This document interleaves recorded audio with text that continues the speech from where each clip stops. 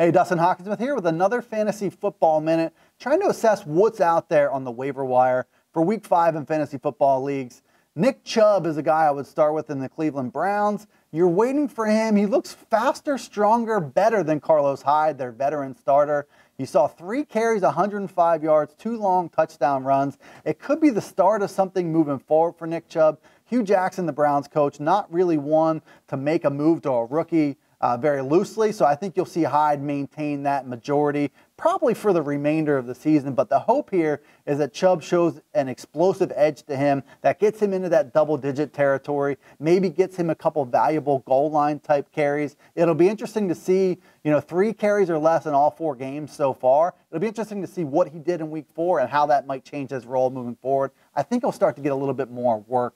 Nyheim Hines for the Indianapolis Colts. You saw him as more of an afterthought to Jordan Wilkins, to Marlon Mack in the Indianapolis Colts backfield. He's been the best player of the group so far, and I think it helps him that he's the best receiver of the group. 22 catches through 4 weeks, 9 catches for 63 yards and 2 touchdowns this past week against Houston. Both of those touchdowns came in the red zone, so I'm really intrigued by the red zone usage there.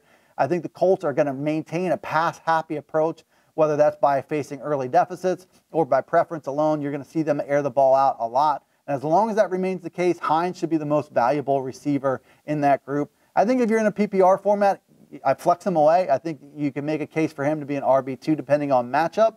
But I do like him. I think what he's doing as a passing game threat is sustainable. Tarik Cohen, maybe not available in a majority of leagues, but there's still a big chunk of leagues out there where he was dropped. Impatient owners through 3 weeks. This Bears offense just didn't look very good. Jordan Howard getting a lot of the work, not only as a runner and a receiver, but Cohen broke out in Week 4, and I don't think it was a coincidence that the Bears had their best performance of the year. 48-10, they beat the Bucs. He carried the ball 13 times for 53 yards. He also caught the ball 7 times for 121 and a touchdown. Cohen is the best running, receiving threat in that Bears backfield. It might be only a matter of time before Matt Nagy realized it. I think you're going to see a fundamental shift there moving forward. Jordan Howard, very quiet against the Bucs. We'll see if that continues in Week 5.